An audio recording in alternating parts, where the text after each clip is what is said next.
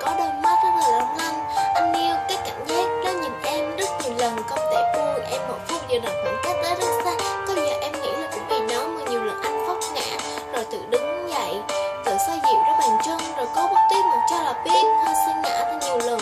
Thôi cứ ráng cho nó trọn vẹn và sắp đặt một tình yêu, lỡ có một ngày em nhanh tay phủ thì cũng mất đâu được ít nhiều.